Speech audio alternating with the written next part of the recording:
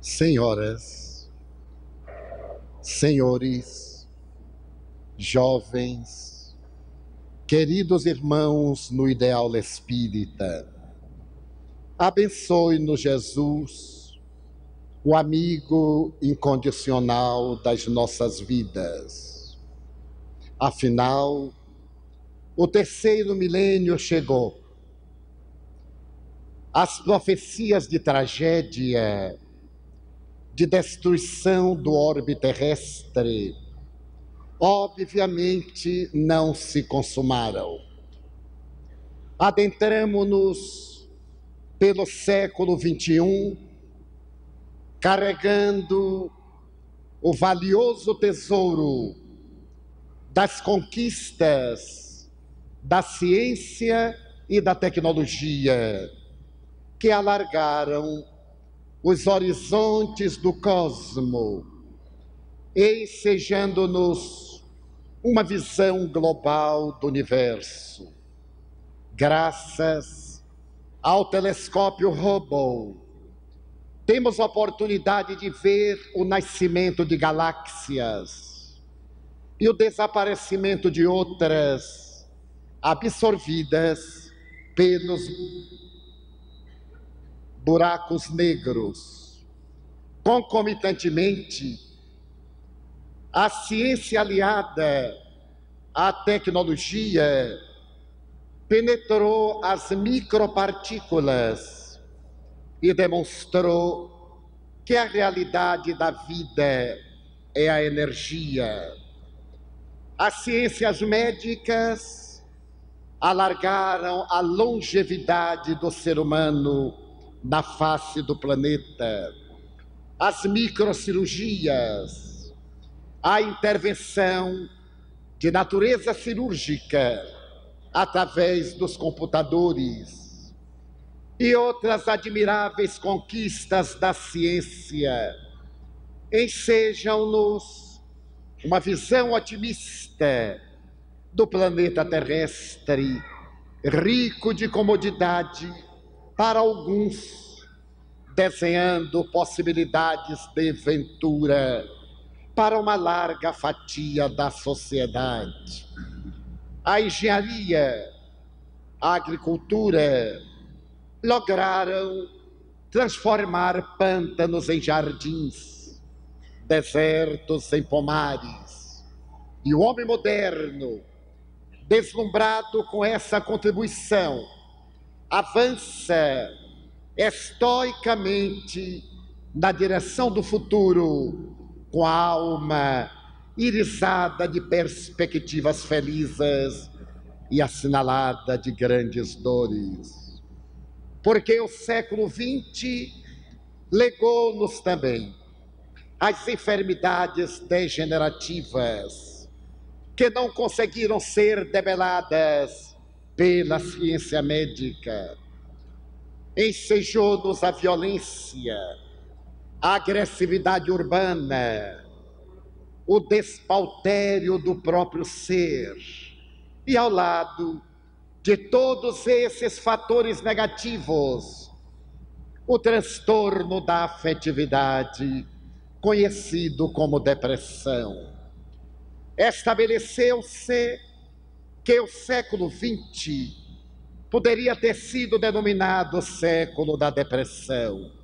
No entanto, as estatísticas desse primeiro semestre do terceiro milênio são ainda mais alarmantes, porque apresenta a criatura humana rica de tecnologia, com uma visão científica da realidade encantadora e o coração pejado de angústias, a alma assinalada pelos graves transtornos da afetividade, desenhando perspectivas ainda mais truanescas. Sociólogos, teólogos, psicólogos, psiquiatras e outros estudiosos do comportamento humano têm procurado entender a razão por que este homem, rico de beleza, que pode decodificar os mais intrincados problemas do universo, ainda não é feliz. Os grandes tormentos interiores, a angústia que atira no calabouço do suicídio, fazem parte da nossa agenda, tornando-nos pessoas expectantes e amargas. Pretende-se dizer que os fatores psicossociais, socioeconômicos, são os grandes responsáveis pela maior incidência da depressão, quais o estresse e os demais eventos de vida.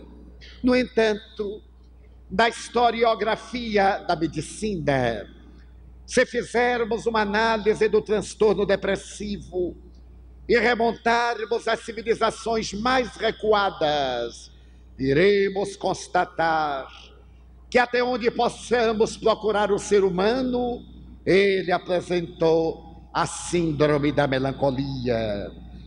Na análise dos livros chamados sagrados da Índia, podemos ver no Bhagavad Gita, no diálogo de Krishna com Arjuna, a proposta para que o jovem tivesse valor de lutar contra aqueles familiares gurus que constituem os vícios, utilizando-se das virtudes que são os príncipes Pandavas. Ele deveria enfrentar a luta pela superação das paixões. E quando pergunta a Krishna onde seria essa batalha, o grande avatar responde que no campo da consciência. E o jovem foi tomado de uma grave melancolia. Mais tarde iremos ver na Bíblia, no livro de Jó, capítulo 3, versículos 20 a 22, a personagem histórica gritando: Deus meu, mata-me por definitivo, já que esta morte que não me destrói torna-me cada vez mais infeliz. Se viajarmos pela cultura da Síria e da Babilônia, poderemos encontrar Nabucodonosor, rei da Síria, vitimado pelos transtornos de comportamento, em lamentável estágio de zoantropia, vitimado pelo tormento da esquizofrenia. Se nos transferirmos para a Grécia, ouviremos Aristóteles dizer que a melancolia é um castigo que os deuses infligem aos homens, a fim de puni-los. Mas, no entanto, se refere a Aristóteles que Sócrates e Platão periodicamente entravam em melancolia, e nesses momentos eles sintonizavam com os deuses, de onde retiravam o agradável licor da filosofia. No século IV, antes de Jesus, o pai da medicina grega, Hipócrates, já havia detectado nos seus pacientes a presença da melancolia, essa estranha tristeza que invade o indivíduo e que dele retira a alegria de viver, empurrando não poucas vezes para o abismo do suicídio. 200 anos depois, Galeno, também pai da medicina grega, fazendo uma análise das enfermidades humanas, estabelece que elas decorrem dos humores, da bilis negra, da bilis amarela, do sangue, da fleuma, e que a melancolia era resultado do excesso de bilis negra. Por isso mesmo, Galeno recomendava as sangrias, as sanguessugas, os laxativos, os vomitórios, o que levava os pacientes à desidratação. E a melancolia continuou através da história, sendo mais tarde identificada por volta do século II, depois de Jesus, com o nome de assívia ou de assévia, uma tristeza que invadia os cristãos primitivos, afastando dos seus deveres espirituais. As sangrias estavam acompanhadas das mensagens da superstição, da interveniência de entidades satânicas, demoníacas, que levavam aqueles indivíduos ao transtorno profundo e à falta de interesse para viver. A melancolia e as terapêuticas absurdas prosseguiram até por volta do Renascimento, quando se começa a acompanhar com Paracelso uma outra visão do binômio saúde e doença, médico e místico. Paracelso vê na melancolia um transtorno profundo e sugere que os pacientes de melancolia devem ser levados a lugares alegres, a uma convivência com pessoas comunicativas, ruidosas, para poder arrancar esse humor negativo com o que não concordam os modernos psicoterapeutas. Mais tarde, graças a Harvey, que descobriu a circulação do sangue, a melancolia passou a ser examinada sob um aspecto de natureza fisiológica. E mais tarde ainda, graças ao pai da psiquiatria americana, Benjamin Rask, que identificou os vasos sanguíneos do cérebro, é que se voltaram as mentes e a atenção para o problema do encéfalo, como sendo responsável pela melancolia e por outras enfermidades igualmente perturbadoras. A melancolia desenvolveu a sua tarefa durante mais de 4 milênios, até que por volta do século XVIII, na literatura inglesa, pela primeira vez aparece a palavra depressão para caracterizar esse estado de desinteresse pela vida, esse tormento interior que vergasta a criatura, que a aniquila e muitas vezes sem a possibilidade de retorno. Com o advento da psicanálise e a vasta contribuição de Sigmund Freud, a depressão mereceu do insigne mestre vienense carinhosas observações e estudos, particularmente na sua obra a respeito da melancolia e das perdas, quando Freud estabelece que existem fatores psicológicos que podem desencadear a depressão e coloca sob a epígrafe a perda um fator preponderante.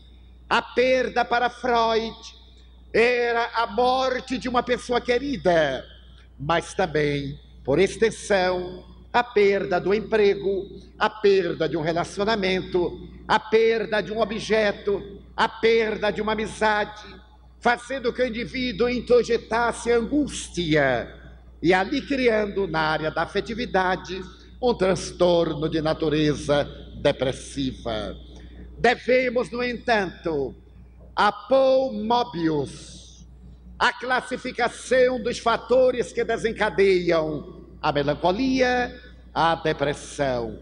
Mobius, estudando a realidade da criatura humana, asseverava que há eventos de vida que levam à depressão e existem fatores endógenos. Os fatores endógenos são a hereditariedade, as sequelas das enfermidades infecto-contagiosas, os efeitos das doenças degenerativas, como o câncer, o mal de Hansen, a AIDS, a tuberculose, a sífilis. E entre aqueles eventos de vida, Mobius coloca os fatores psicossociais, socioeconômicos, de relacionamento interpessoal, de crenças religiosas, de atividades de natureza política e de cerimônias de ordem social.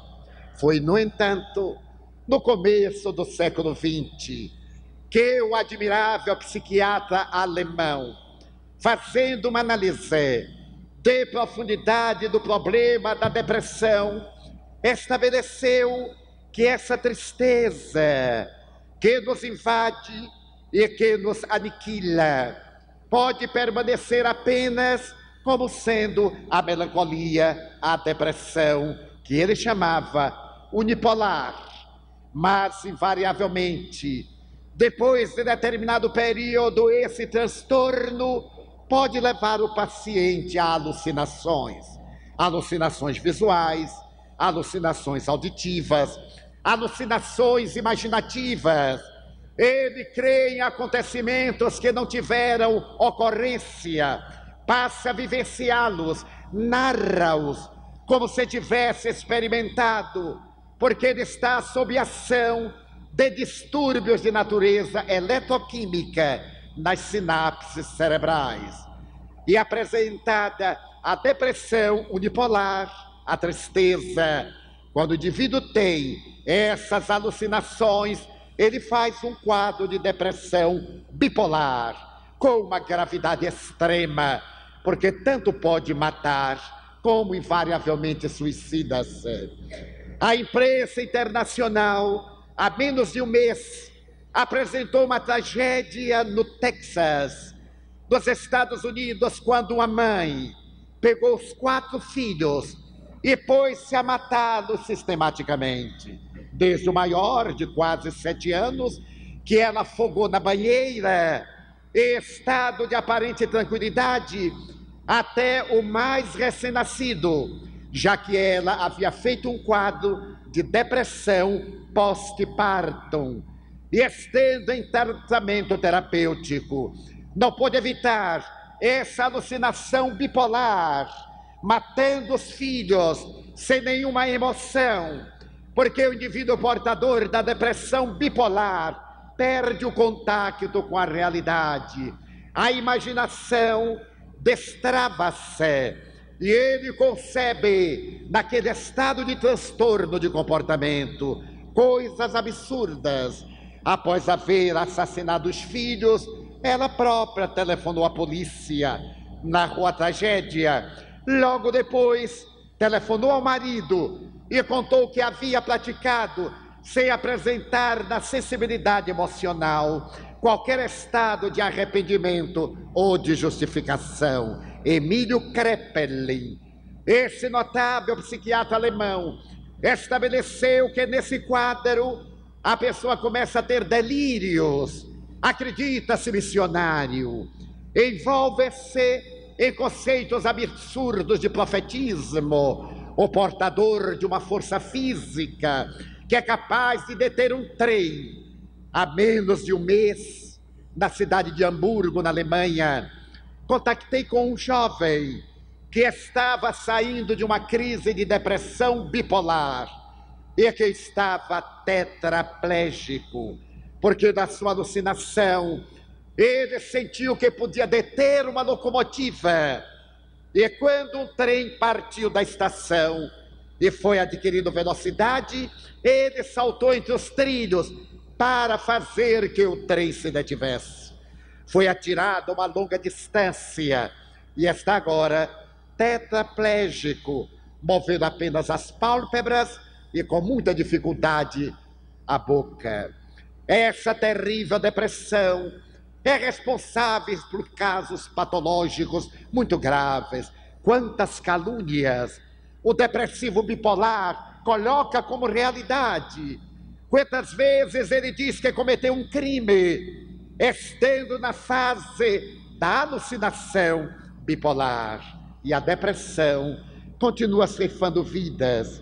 A depressão infantil, a depressão juvenil, a depressão pré-partum, a depressão pós-partum, a depressão senil e as várias manifestações de transtorno psicótico obsessivo compulsivo, em que o indivíduo, naquele estado de alienação, experimenta conflitos verdadeiramente pungentes, odores pútridos, que o levam a utilizar-se de aromas e perfumes quase insuportáveis, ou desleixo, ou a necessidade da asepsia, tomar 20 banhos, demorar 2 horas num banho, depois lavar-se com álcool, trocar a roupa por outra asepsiada, não tocar nada.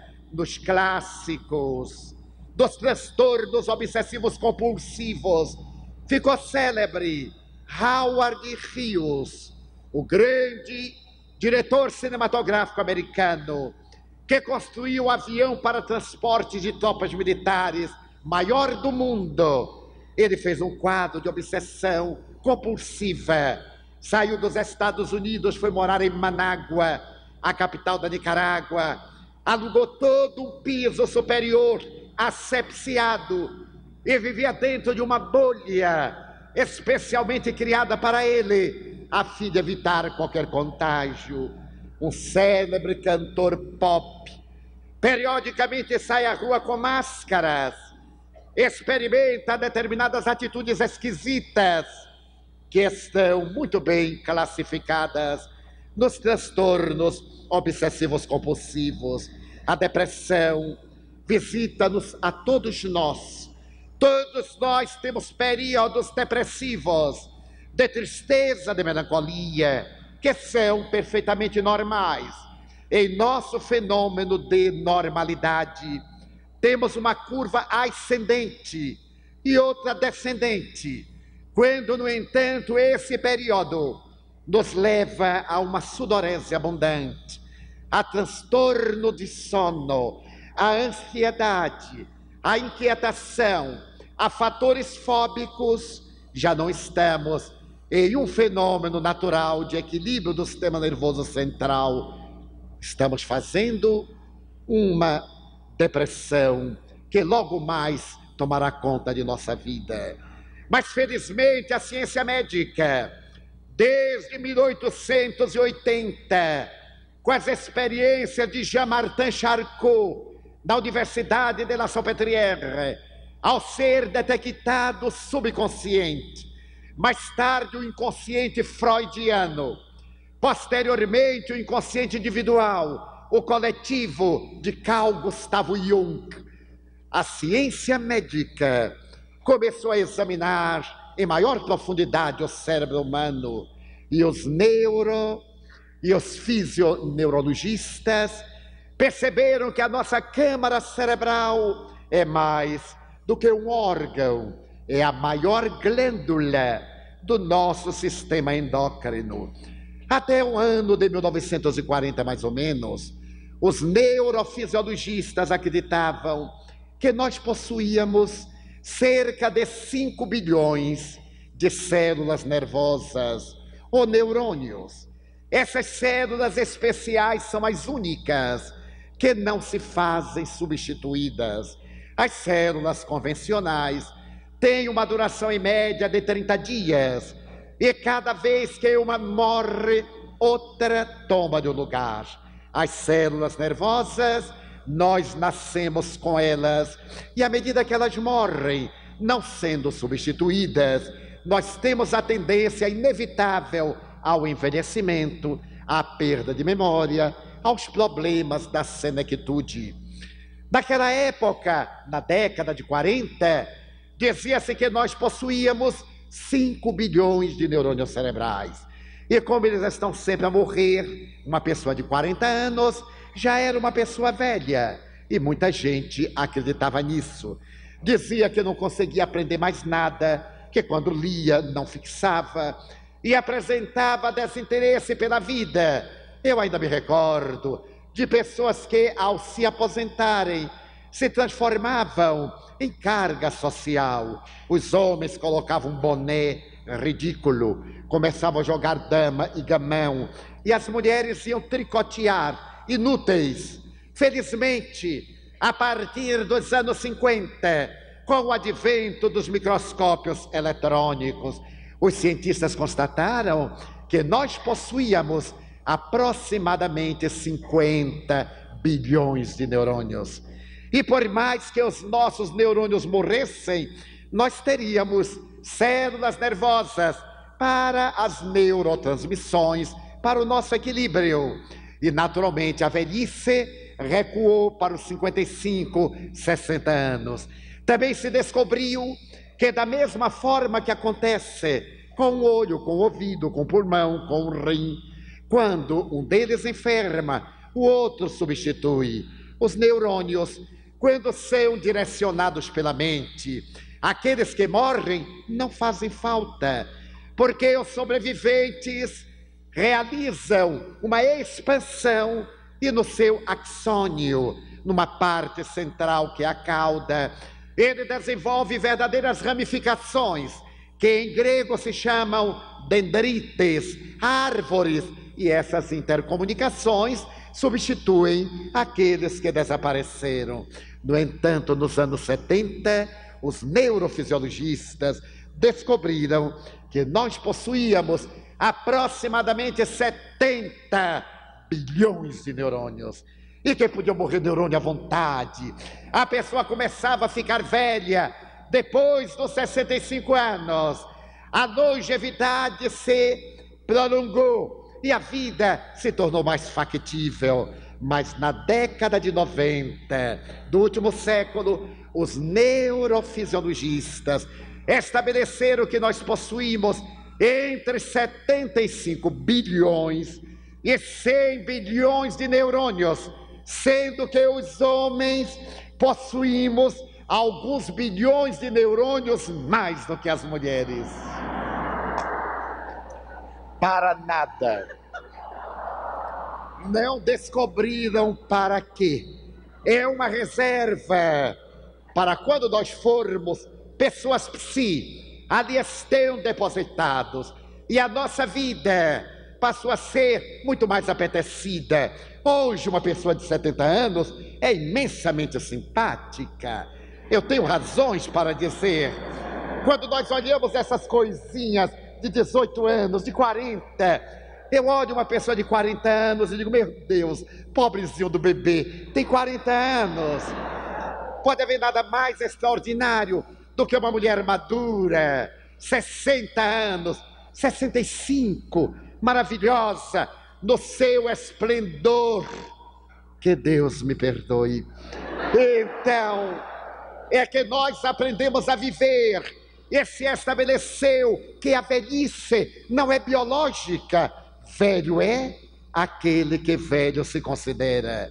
Quando nós começamos a dizer, eu já não aprendo mais, realmente é uma preguiça mental. A pessoa não quer aprender. Eu tenho hoje memória melhor do que quando contava 40 anos, porque aos 40 anos eu tinha preocupações, tinha ansiedades, estava desenhando o meu futuro. Agora eu estou desenhando a próxima reencarnação. Então a memória está lúcida. E me lembro que no ano de 1990, ao terminar uma conferência na Universidade Lyon 2, em Lyon, na França, sob a presidência do professor François de Laplantine, que escreveu uma obra notável sobre Allan Kardec, a pedido do Banco Lyonnais, eu havia falado sobre reencarnação, demonstrando cientificamente a reencarnação. E quando terminei, acercou-se-me uma senhora, dessas senhoras maravilhosas, octogenárias, de olhar brilhante. Ela se aproximou e me disse, Monsieur Franco, eu quero lhe dizer que a sua tese de reencarnação fascinou-me. Eu mesma estou estudando universidade para a terceira idade e estou fazendo antropologia. São 7 anos, já fiz 3 anos e só me faltam 4. Eu olhei para ela e calculei a idade. Esse mau hábito que a gente tem de entrar na vida alheia. Calculei a idade dela e perguntei, então ainda lhe faltam 4 anos, sim, senhor. E quando a senhora terminar, a senhora pretende exercer antropologia? Mas é claro, eu quero ser profissional. Então eu lhe perguntei se por acaso, num acaso absurdo, se de uma forma extemporânea, vamos imaginar uma coisa inesperada, se a senhora morrer. Ela disse, não há problema, porque na outra reencarnação eu já venho antropóloga. Era o exemplo máximo da pessoa que não estava envelhecendo, que se encontrava perfeitamente lúcida. Isto porque a moderna neurofisiologia vem percebendo que não é o cérebro que faz a mente, não são os neurônios cerebrais que produzem a consciência, a mente, a consciência, o self de Jung, o eu profundo, são extracorpóreos, são eles que administram os nossos neurônios cerebrais e que nós temos a idade que nos apetece. Graças a essa visão, a ciência encontrou nos laboratórios as soluções de natureza química para poder refazer as neurotransmissões, porque o estudo do cérebro proporcionou perceber-se que os nossos neurônios produzem determinados peptídeos, moléculas que respondem por essas intercomunicações. Esses peptídeos são abundantes em nosso aparelho digestivo, mas também no cérebro, onde são chamados neuropeptídeos. Essas moléculas foram classificadas e já existem 64 cerebrinas, interferons, dopamina, serotonina, noradrenalina. Os cientistas perceberam uma causa fisiológica para a depressão e outras doenças. Quando há uma problemática de serotonina, o indivíduo faz o transtorno de Parkinson. Quando há uma problemática de noradrenalina ou de serotonina, a área da afetividade fica lesada e o indivíduo faz um quadro de depressão.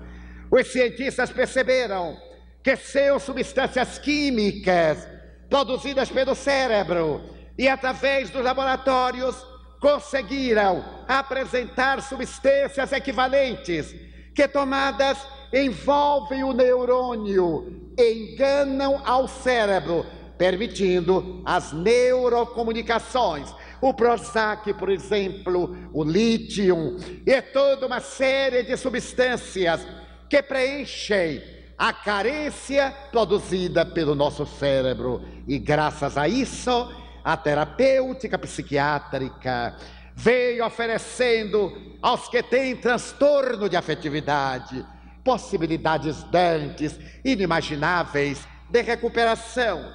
Se o paciente submete-se à terapêutica psiquiátrica cuidadosa, ele lentamente vai restabelecendo as neurotransmissões e logo mais volta à normalidade. Mas existe uma cruel depressão chamada sazonal, aquela que se repete periódica, sistematicamente, desencadeada por determinados eventos de vida. O Natal, o Ano Novo, a data de um aniversário, a evocação de uma cena qualquer, produzindo no indivíduo todo o recrudescer desse transtorno profundo, para a qual também existe uma terapia perfeitamente especializada. E hoje os depressivos podem ter uma vida relativamente normal. As estatísticas americanas dizem que em cada 10 cidadãos,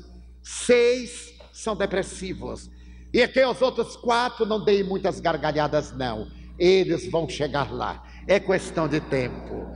Nós viajemos, portanto, sob o estigma de um transtorno de comportamento. Verifiquemos o progresso da ciência. No entanto, há portadores de depressão que não se recuperam. Eles atendem a uma psicanálise cuidadosa, eles recebem a terapêutica química e continuam, muitas vezes, na depressão bipolar e não raro suicidam-se. Por que será? Coube ao Espiritismo, essa valiosa ciência, trazer uma contribuição para a psicogênese dos transtornos de comportamento para os transtornos mentais. Essa psicogênese chama-se obsessão. Allan Kardec observou que o Evangelho de Jesus, além de ser um tratado de psicopedagogia, é também um grande tratado de psicoterapia, quando o mestre, dialogando com as entidades perversas e demoníacas, porque ignorantes, libertava os pacientes daquelas injunções dolorosas. Allan Kardec percebeu que nós somos espíritos doentes.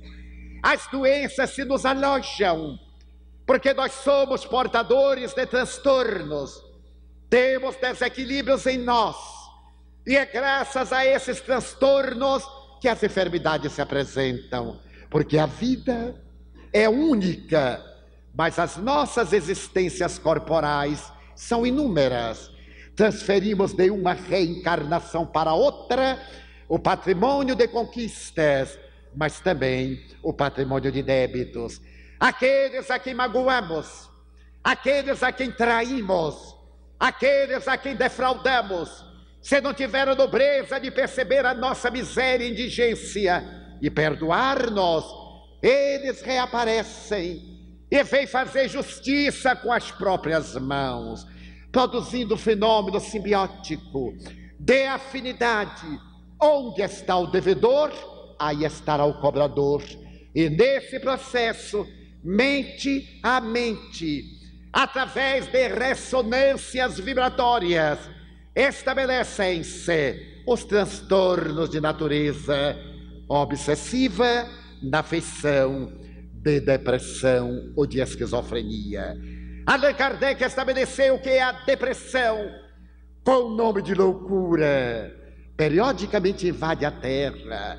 E no notável livro A Gênese, ele estabelece que verdadeiras epidemias, e a semelhança dos bárbaros que invadiram a Europa no passado, hordas de espíritos invadem a Terra e levam as criaturas ao desequilíbrio. Basta uma análise superficial para constatarmos que vivemos uma hora em que a Terra está invadida por verdadeiras legiões de espíritos vulgares, perversos, insensatos, produzindo obsessões coletivas. Allan Kardec dedicou todo um capítulo do Livro dos Médiuns, o de número 23, para análise desse tormento que é a loucura.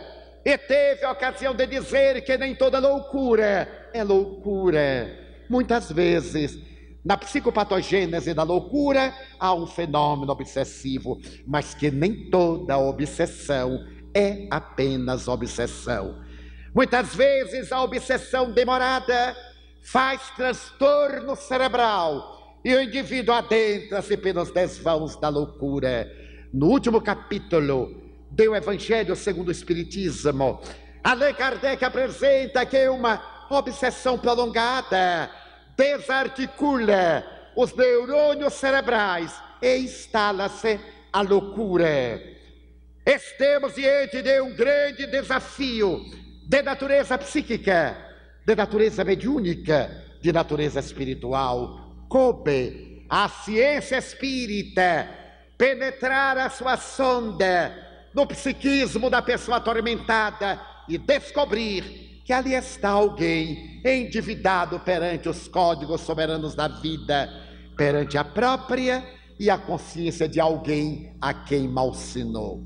As obsessões graçam voluptuosas, o que não quer dizer que não existam os transtornos de natureza depressiva e esquizofrênica, aqueles que decorrem da hereditariedade. Os cientistas estabeleceram que em um casal, se um dos membros é portador de depressão, os seus descendentes têm 30% de probabilidade de ser depressivos também. Mas se ambos os cônjuges ou parceiros são depressivos, os seus descendentes terão 70% de probabilidade de ser depressivos também, graças à hereditariedade. Através do projeto Genoma Humano, se pode contar que nós temos 30 mil genes e diferimos bem pouco dos ratos. Os ratos têm apenas 300 menos do que nós. Daí haver pessoas que são verdadeiras ratazanas, faltaram 300 genes, mas eles irão conseguir adiante.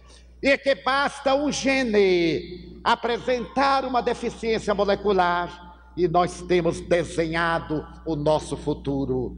Só a reencarnação explica. Porque quando o espermatozoide dispara na trompa de Falópio para fecundar o óvulo, o espírito que se vai reencarnar já está imantado ao gameta masculino. Será ele quem vai escrever o seu destino.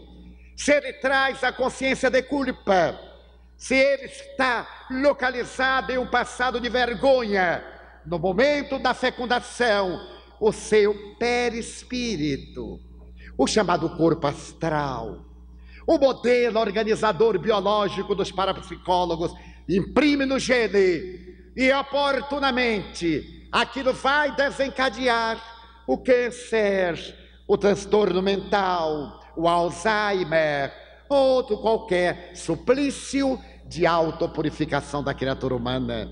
Não obstante, o Espiritismo, encontrando a psicogênese, que vai ligar-se agora àquelas de natureza endógena e exógena da psiquiatria, oferece também a terapêutica. Gostaria de pedir licença para contar uma experiência pessoal. Na Mansão do Caminho, que é um laboratório, por lá já passaram mais de 30 mil crianças que hoje são adultos. Em nossos lares substitutos passaram 876 crianças que nós educamos, hoje são adultos.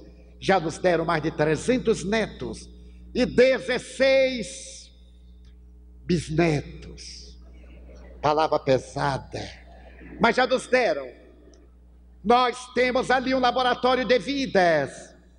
No mês de maio de 1978, eu me preparava para uma viagem internacional e quando estava concluindo a mala, altas horas, devendo viajar muito cedo na manhã seguinte, um dos meus filhos adotivos aproximou-se e me disse: tio, eu preciso de ajuda. O senhor imagine que eu tive uma noite péssima, tive um pesadelo. Eu tive a sensação de que um monstro me perseguia, ameaçava esganar-me. Eu corria e aquele ser detestável corria atrás de mim para alcançar-me. E quando estava no momento de me encontrar, eu desmaiei e acordei banhado de suor. Tive um dia péssimo e estou com medo de dormir. Eu pedi que ele esperasse um pouco e logo após terminar a tarefa, tomei de o Evangelho segundo o Espiritismo, pedi-lhe para que abrisse e lhe apliquei a bioenergia, o passe, essa transmissão de energia viva. No momento em que ele aplicava a bioenergia, eu detectei que no seu psiquismo, no campo da aura, estava uma presença malévola.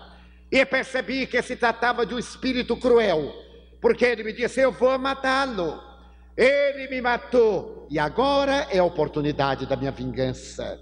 Apliquei o passe e antes de mandar o filho dormir, ele disse: olha, é uma depressão que se está instalando. Naturalmente há uma intercorrência espiritual.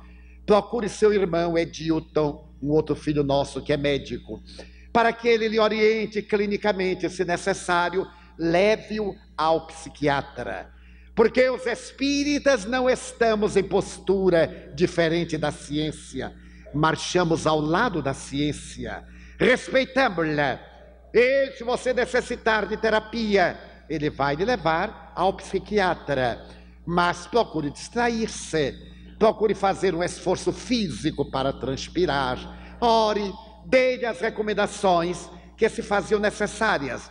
Chamei o meu filho Edilton e lhe expliquei o drama, que ele deveria ter muito cuidado, porque eu havia percebido que era também uma obsessão com características que se iam agravar. Viajei, e uma semana após, de Roma, telefonando à Mansão do Caminho, eu soube que meu filho estava internado na clínica psiquiátrica do Hospital das Clínicas.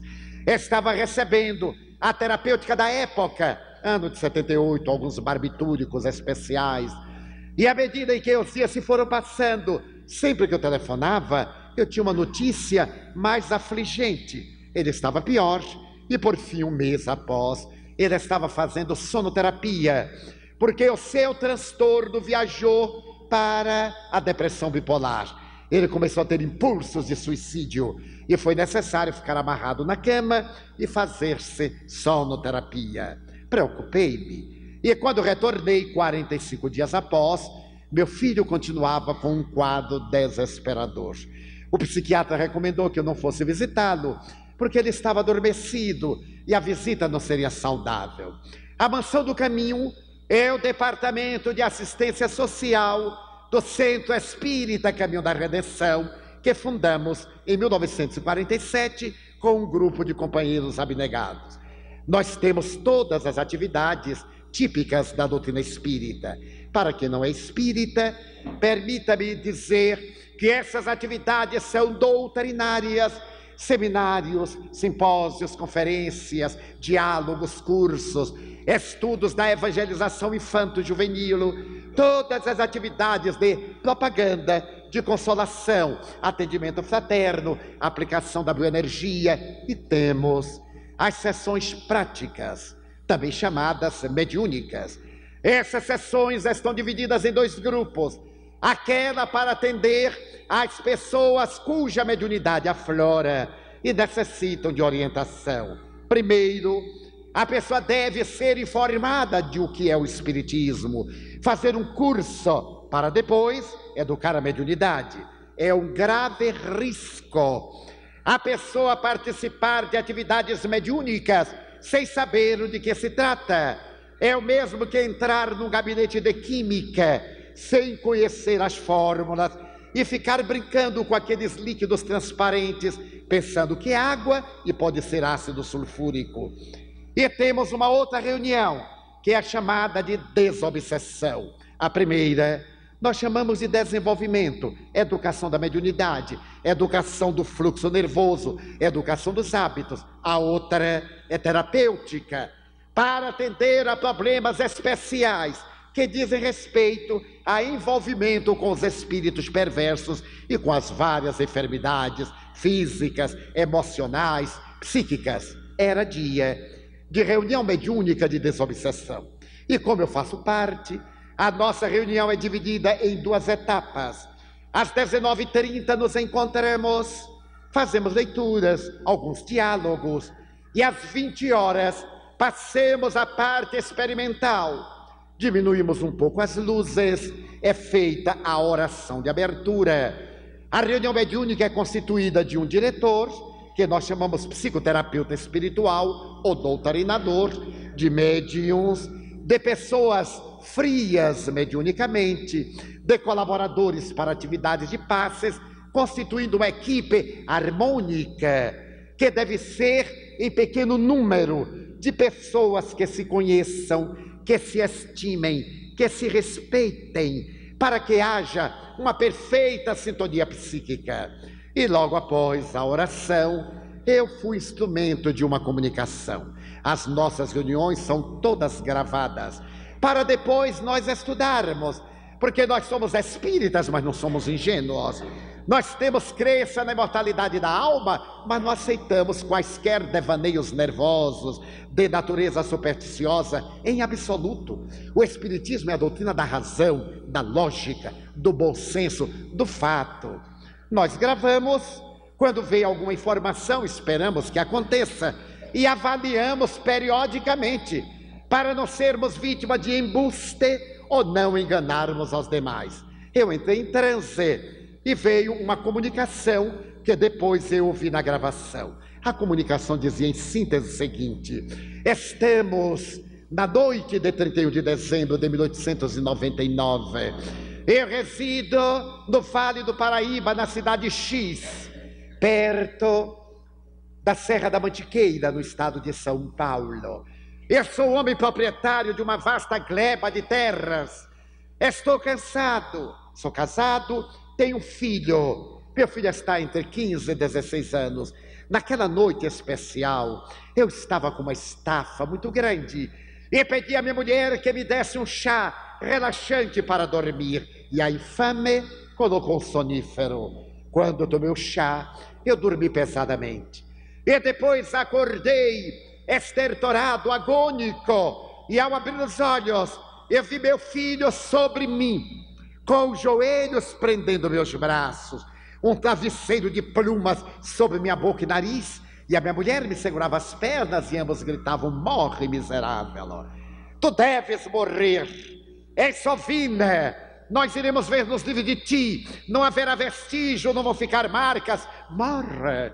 Eu lutei bravamente, mas o meu filho jovem, aquele travesseiro, eu entrei numa agonia, numa dispneia, numa falta de ar, e perdi a consciência. Em determinados momentos eu tinha uma sensação de queda, em uma escuridão como nunca deve ter havido antes. Não sei quanto tempo se passou. A minha agonia, a minha falta de ar, o peito estourando, o meu desespero correndo de um lado para o outro, até que subitamente despertei. Despertei na minha propriedade, mas já não era a minha propriedade. Havia pessoas, eu tentei comunicar-me, ninguém me atendeu. Eu percebi outras sombras como eu, e aqueles seres estranhos disseram: tu és louco, tu já morreste. Eu não sabia o que era a morte. Para a minha vida era o dinheiro, era a religião que ia me dar o reino dos céus e nada mais. Quando eles disseram que eu estava morto, e quando elucidaram que eu havia sido assassinado pela minha mulher e pelo meu filho, eu lembrei-me da cena e o ódio tomou conta de mim, fazendo espumar de ira. E eles disseram: é tarde demais, já se passou um largo período e os miseráveis venderam a tua propriedade, espoliaram tudo que tu tinhas e agora vivem na capital da república, a regalia, vinga-te. Mas como? Eu não entendia nada, eu não sei o que me aconteceu, eu saí desvairado e o tempo para mim perdeu significado. Mais ou menos nos anos 50, eu me senti atraído por uma jovem de 20 anos, mas atraído pela repulsa. Era uma jovem que eu detestei. Ela era portadora de uma estranha peculiaridade, como se fosse um imã e eu fosse uma limalha de ferro. Aonde ela ia, eu me sentia atraído, como se fossem os cabelos da Medusa.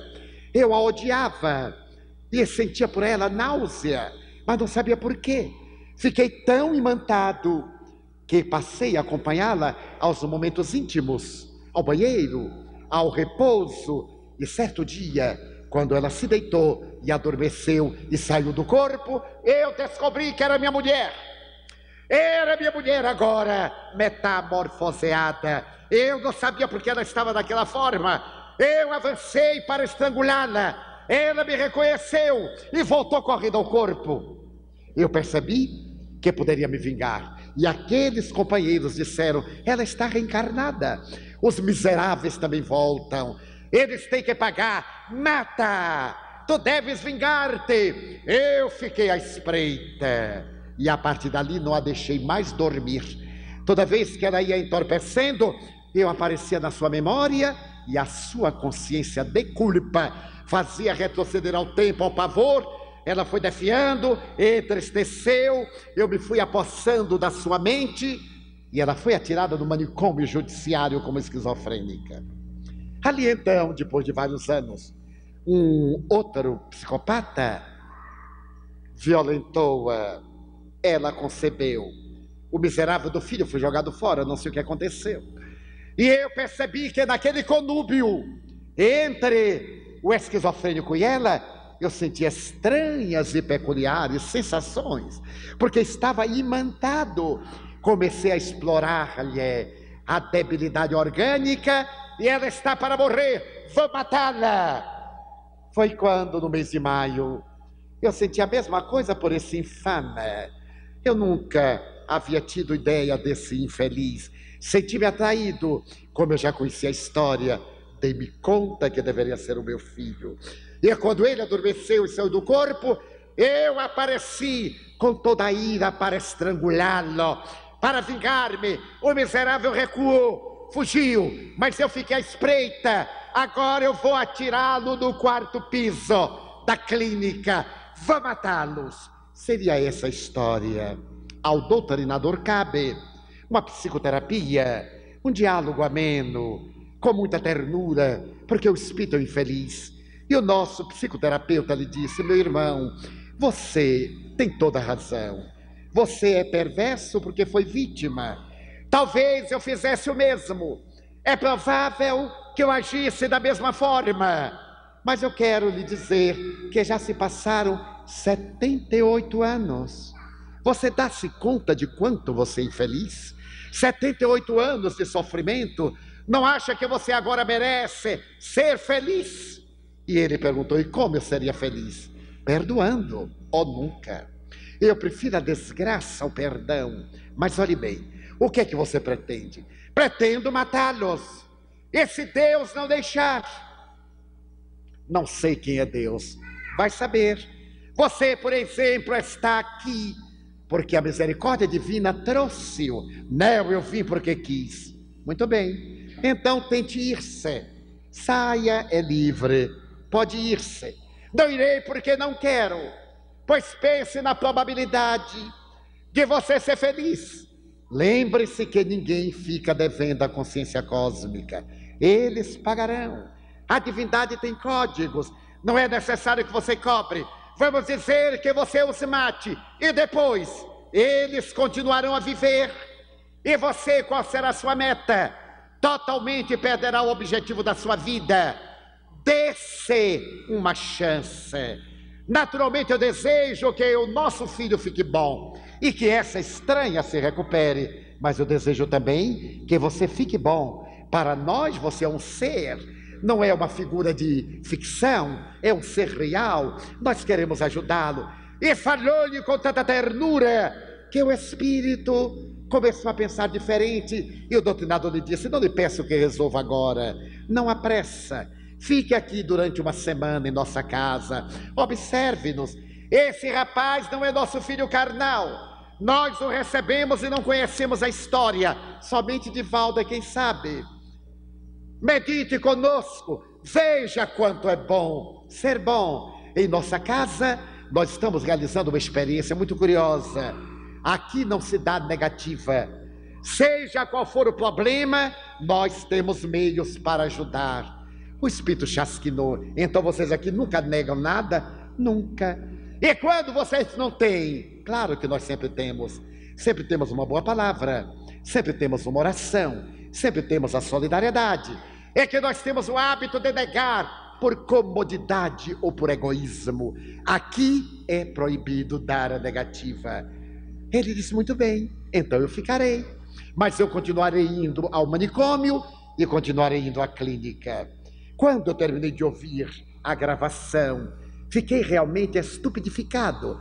Era aquela entidade com a qual eu tivera um contato no mês de maio. Naquele dia 24, muito bem, na próxima semana ele voltou e disse: vocês me convenceram. Eu me dou conta que tenho o direito de ser feliz. Eu me vou afastar e que a divindade cobre. Espero que Deus me vingue. Quanta gente que diz isso. Deus vingar as nossas paixões. Eu me irei, mas um dia eu volto. Perdoar eu não consigo, um dia eu volto. Foi. E quando nós ouvimos a gravação final, ficamos na expectativa. No dia seguinte, às 7 da manhã, o serviço social da clínica psiquiátrica chamou-nos para ir ao hospital. Meu filho, apesar de sonoterapia, despertara às 5 da manhã e estava agitado. Queria ir embora. Estava lúcido, recuperar a razão. Desejava voltar para casa, chamava-me. Não se lembrava que eu estivera viajando. Mais ou menos às 9 da manhã eu fui ao hospital, visitei-o. E ele disse: tio, o que é que eu estou fazendo aqui? Eu disse: você estava doente, meu filho. Você teve um problema muito grave. Estava internado para terapia. Mas eu já estou bom, tio. Sim, mas agora para sair é necessário aguardar que o psiquiatra lhe dê a conveniente alta. Ele disse: mas me leve imediatamente. Aqui eu não ficarei. Eu digo: não é assim. Há uma praxis. Vamos aguardar o psiquiatra. Quando o psiquiatra chegou às 11 horas, eu me apresentei, disse que era o pai adotivo do jovem e que estava ali para pedir que ele desse alta ao meu rapaz. O psiquiatra estava escrevendo, um homem de muita cultura, naquele tempo era catedrático de psiquiatria, com uma postura muito nobre. Ele continuou escrevendo e eu disse: desejo que o senhor libere o meu filho, porque ele já está curado. O psiquiatra levantou a vista, retirou o óculos e me perguntou: o senhor é médico? Eu disse: não, senhor, eu sou médium. E eu disse, agora quem fica sou eu. Meu filho vai e eu fico. Ele perguntou-me, o senhor é o quê? Eu disse, médium. E o que é médium? Bem, eu vejo os espíritos, eu ouço, eu entro em contato com eles. E como meu filho estava com uma depressão obsessiva, ele já ficou bom. Mas ele olhou meu nome. Não é possível, senhor Franco. O senhor acredita nisso? Eu digo, não apenas acredito, eu sei que é. Quem acredita, muda. Quem acredita hoje, deixa de acreditar amanhã. Quem sabe, não tem jeito. Quem sabe ler, olha uma placa e diz, não vou ler. Já leu. Não tem jeito. Agora, quem crê, não. Quem crê é frívolo. Crê agora, descrê amanhã, passa para ali, para colar. Eu sou uma pessoa ciente e consciente dessa realidade. Ah, quer dizer que seu filho já está bom. Eu digo, sim, senhor. Eu venho pedir a alta. Mas, seu Franco, não existem espíritos. Eu disse, alto lá. Eu respeito o psiquiatra, mas essa opinião para mim não tem o menor valor. Eu sou psiquiatra há 32 anos e eu sou espírita há 34. Levo 2 anos na frente do senhor. Naquela época, em 78, eu estudo a doutrina espírita e o doutor jamais leu uma obra espírita. Se leu alguma coisa, foi contra o espiritismo. Não tem autoridade. O senhor me pode dizer que não acredita e eu respeito. O senhor já imaginou se eu falasse que não existe esquizofrenia? O senhor diria que eu era um estúpido. Eu não direi isso. Mas também eu leio algo de psiquiatria, todo mundo lê. Agora, sobre espiritismo, o senhor me desculpe. Eu conheço. Psiquiatria, o senhor conhece. Meu filho estava com um diagnóstico dado pelo senhor que eu respeito. Mas eu tenho outro diagnóstico, ele disse, está bom. Então eu quero que o senhor dê a alta. Eu não darei. Eu digo, então o senhor me constrange a impetrar o mandato de segurança, porque ele é de menor, está sob a minha guarda e proteção. Eu trarei aqui psiquiatras para analisarem que ele está curado. Mas seu Franco, ele tem uma depressão bipolar, ele vai suicidar-se. Não vai, doutor. Dentro de 10 dias, se ele sair daqui, ele já se terá suicidado. Eu digo, pois eu virei com ele trazer ao doutor, oportunamente, o seu convite de formatura, quando ele terminar a universidade.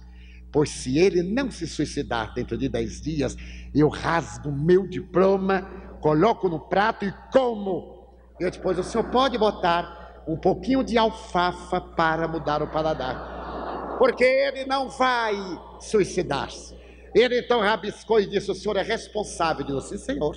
Responderei perante a justiça. Se ele suicidar-se, eu sou coautor, corresponsável. Levei o meu filho. Entreguei ao médico clínico outro filho, convidei um psiquiatra para o acompanhar e ele não voltou a ter qualquer episódio. Foi se refazendo, depois de mais de 40 dias internado, foi se refazendo. E um mês, um pouco mais, um pouco menos, o porteiro me chama e me diz pelo interfone, tio Divaldo, aqui tem uma mulher que quer falar com o senhor. Eu sei que não é a hora de atendimento, mas o caso dela me confrange. Ela está tão debilitada, está meio desvairando. Será que o senhor poderia recebê-la? Eu a mandei entrar e quando a senhora chegou aqui, eu olhei, era o rosto do meu filho. Eu logo identifiquei, apesar de estar muito vergastada. Eu lhe perguntei o que desejava, ela me disse, seu Divaldo, eu era maluca. Eu fiquei no hospital 26 anos, doida, varrida. E aí eu fiquei boa.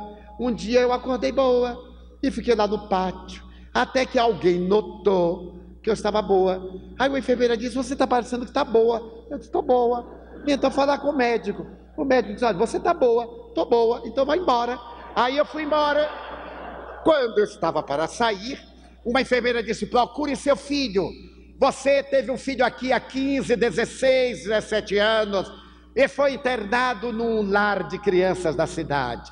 Era um rapaz, procure-o. Ele tem a obrigação de tomar conta de você. Quer dizer, obrigação relativa. Então, seu Divaldo, eu já procurei na casa do tio Juca. Não tem. E a outra casa é aqui. Eu queria saber se meu filho está aqui.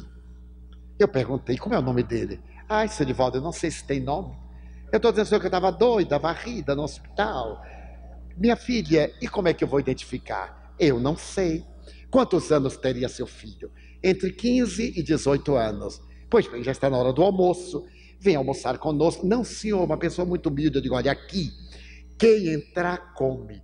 Porque no Nordeste a gente já tem fome demais. Entrou aqui, tem que comer pelo menos, sai aliviado. Você vai almoçar conosco, depois você descansa, só às 17 horas. Naquele tempo nós não tínhamos o primeiro grau completo. Só tínhamos até a quinta série, o ginásio eles faziam fora, agora fazem lá mesmo. Eles estão estudando, quando eles voltarem eu vou reunir, você me diz quem é seu filho. Será que eu acerto? Ele vai dizer, acerta, porque mãe é uma coisa à parte. Não foi Deus quem fez as mães, foram as mães que impuseram a Deus os seus direitos, e então as mães são diferentes. Ela riu, almoçou conosco, colocamos em nosso centro médico para descansar, e às 17 horas, eu chamei todos os nossos filhos entre 15 e 19 anos. Eram 19. Eu fiz um semicírculo, trouxe-a e disse, aqui estão os meus rapazes. Agora me diga qual é o seu filho. Ela olhou para o da ponta e disse, mas Edivaldo, como é que eu vou saber? Eu digo, vai saber. E meu filho, o que estivera doente, cravou os olhos nela o tempo todo. Ela foi olhando o primeiro, o outro, bem lentamente. Seu Edivaldo, eu digo, vá adiante, vamos lá. Até que ela parou no meu filho, que era o último, o ex-paciente. Os dois ficaram hipnotizados. Meu filho então veio, pálido, trêmulo, e chegou do meu lado direito, ela estava à esquerda, e ele disse, tio, quem é esta mulher? Não sei, meu filho. Tio, eu conheço esta mulher. Ela estava nos meus pesadelos. Ela dizia, mata o miserável, mata. Quem é ela? Eu digo, não sei, meu filho. Ela está aqui procurando um filho. Ele deu a volta, chegou defronte dela e pronunciou quase pateticamente uma palavra que nunca havia dito. Mamãe. Abraçou-a. Os dois caíram em pranto. E eu também. Que não deixo ninguém chorar a sós. Eu sou um excelente companheiro. Ficamos chorando. Eu disse, agora fiquem a sós, porque vocês têm 16 anos para botar em dia. Quando eu ia sair, ela disse, não me deixe a sós com ele, que eu tenho medo. Eu fiquei, conversamos, eu procurei saber onde ela estava na rua, a família abandonou-a por esquizofrênica irrecuperável. Então eu lhe propus alugar um casebre lá no bairro da Mansão do Caminho. Ela viria ao centro médico fazer o tratamento. Nos fins de semana, o seu e meu filho iriam ficar com ela. E assim fizemos. Ela se instalou numa casinha que nós arranjamos, continuou o tratamento. Quando meu filho completou 18 anos, ele me disse, tio, eu quero morar com minha mãe. Eu disse, ainda é cedo. Você não tem trabalho, não terminou a universidade. Só depois, só o libero depois. Não há pressa. Mas tio, eu tenho uma dívida para com ela. Eu digo, dívida, meu filho, até o Brasil tem. E não vai pagar nunca. Então você aguente um pouquinho. Essa dívida nós pagaremos depois. Quando ele completou 22 anos, terminou a universidade, eu fui com ele ao psiquiatra, levar o convite. Quando o psiquiatra me viu, disse, mas seu Edivaldo, eu agora já o conheço. Eu quero lhe dizer uma coisa, eu não comi meu diploma. Eu digo, graças a Deus, porque ia ser uma indigestão, rimos. Ele é um homem extraordinário. Seu Edivaldo, desde aquele dia que o senhor me arrasou, que disse que eu nunca havia lido nada, eu nunca tinha lido nada. Eu aí fui ler o tal de Allan Kardec. Depois eu fui ler os colegas. E eu vou lhe contar uma coisa. Eu estou mais ou menos metido nessas coisas. Porque o povo tem um medo da palavra que é horrível. Nessas coisas, nesses negócios. Para não dizer a palavra espiritismo. Digo, doutor, vai ser uma maravilha para o senhor. Aqui está o convite do meu filho. Note que bonito. Saiu ao pai, é claro. O senhor fez. Porque aquele menino, eu trabalhava numa autarquia, o IPASE, e uma funcionária do posto médico disse-me que havia nascido no manicômio uma criança que estava lá há 3 dias e tinha que ser retirada. Não podia ficar no manicômio judiciário. Ela me perguntou se eu aceitava, eu aceitei-o, levei-o para a Mansão do Caminho, criei uma história. Essa minha colega transferiu-se, perdeu o contato e nunca soube quem eram os seus pais. Ali estava agora, contei ao psiquiatra, ele achou muito interessante. Quando meu filho completou 24 anos, ele se casou. Agora já estava numa melhor situação de vida, melhorou a casa, a mãezinha ao lado. Ela ficou com alguma leve sequela, depois de mais de 20 anos de esquizofrenia por obsessão. nasceu o seu filho, um menino. E ele me disse: tio, o senhor vai achar estranho, esse menino não me trouxe felicidade. Eu preferi uma menina. Eu não gosto do meu filho. Por que será? Ele vai gostar. É um anjo, meu filho. Essa criança vai ser a razão da sua felicidade. Quando o menino completou 4 anos, ele veio até mim e disse assim: hoje o senhor vai me contar essa história. O senhor vai me dizer quem é ele. Eu quero saber quem é a reencarnação. Ué, só se eu mentir, porque eu não sei. Mas, tio Divaldo, o senhor tem que saber. Eu detesto esse menino e ele odeia a minha mãe. É um trio de ódio que a gente vai maneirando. Quando eu melhoro, que eu abraço, a carinho, ele me beija, me morde. O que é que o senhor acha? Eu digo: olha, está dentro do esquema. Por enquanto ele morde, mais tarde vai fazer coisinhas piores. Mas eduque com amor e disciplina. Eduque. Tio Divaldo, ele é um espírito conhecido? Sem dúvida. Todos que nascem em nossa família são conhecidos. Nós fomos apresentados antes da reencarnação. Mas tio, é só... Eu disse: por enquanto, vamos ver que dá. Ele saiu. O menino estava no jardim de infância. E um dia que eu passava pelo jardim, ele me chamou: Vodi, venha cá. Sentou-se na minha perna, eu me sentei no passeio. Ele passou a mão no meu rosto e disse-me: vô, eu se recordo daquele dia, lá no escuro, que eu falei para tio Nilson pela sua boca. Você se a lembra? Ele disse: não, meu filho, eu não me lembro. Vô, eu entrei na sua boca e disse assim: eu vou voltar. Eu sou fulano. Sabe quem é, vô? Ele disse: sei, meu filho. Pois eu voltei. Ele disse: voltou. E agora? Tem que ser muito bom para seu pai, para sua avó. Mas ela é má, né, vô? Ela é uma bruxa. Ele não é uma bruxinha. Está na moda a bruxinha. Você tem que a amar, meu filho. Falei-lhe, ele teve, depois daquele insight, uma espécie de um sono, voltou ao normal. E periodicamente, ele diz assim: tio, por que eu não consigo gostar de minha avó?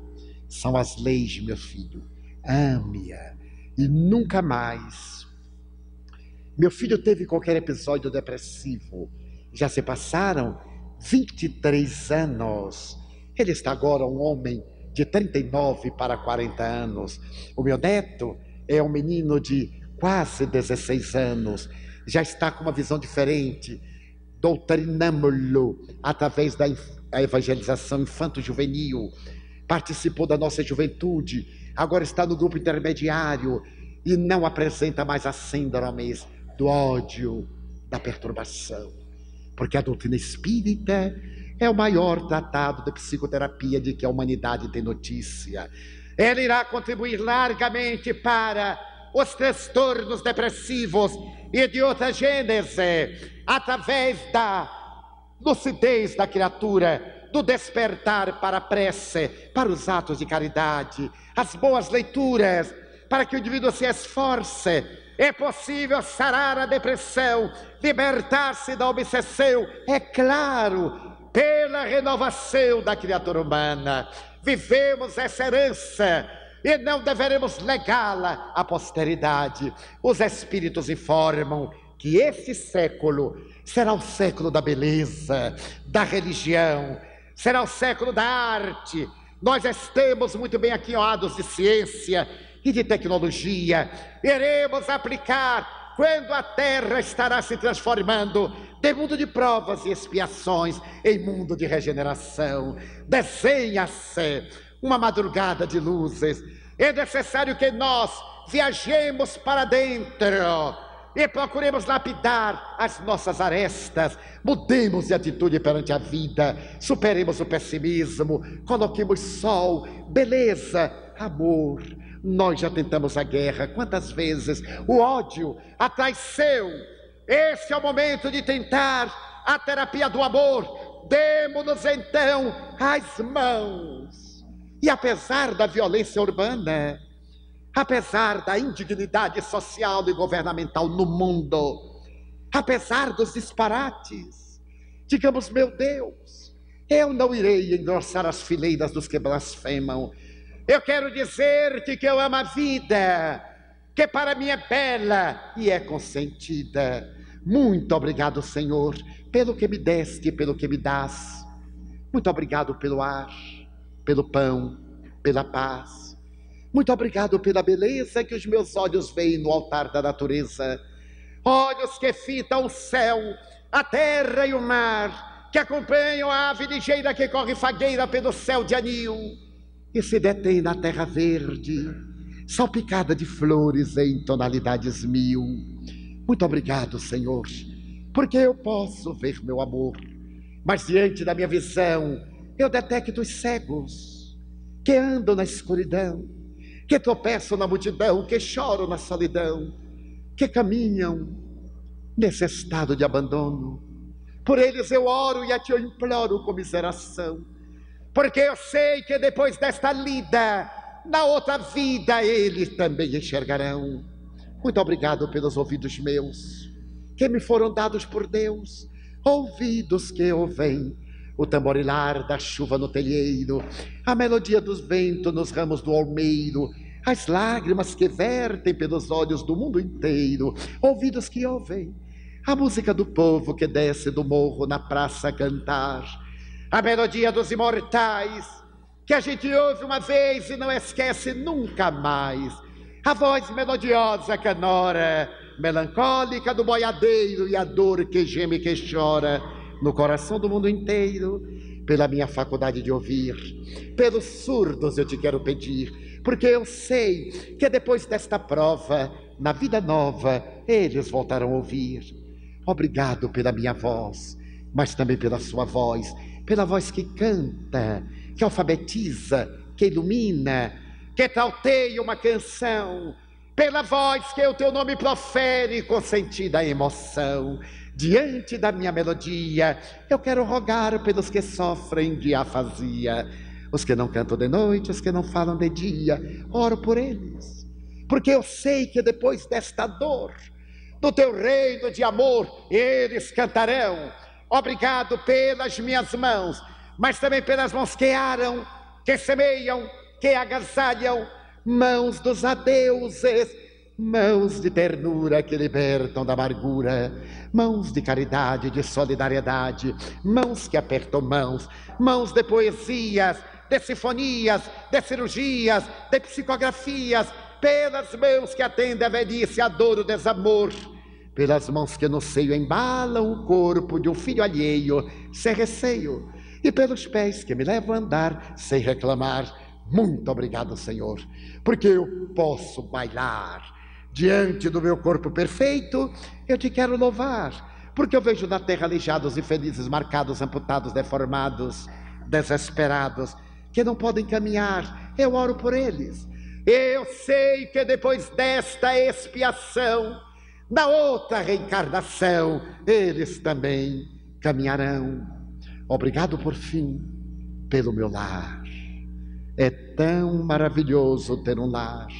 Não é importante se esse lar é uma mansão, se é uma favela, se é um ninho, um grabato de dor, um bangalô, uma casa no caminho, seja lá o que for, mas que dentro dele exista a figura do amor de mãe, ou de pai, de mulher, ou de marido, de filho, ou de irmão, a presença de um amigo, alguém que nos dê a mão, porque é muito doloroso viver na solidão. Mas se eu a ninguém tiver para me amar, nem um teto para me agasalhar, ou uma cama para me deitar, nem aí reclamarei. Pelo contrário, eu te direi: obrigado, Senhor, porque eu nasci. Muito obrigado, porque creio em ti, pelo teu amor. Obrigado, Senhor, pela sua atenção. Muito obrigado, senhores.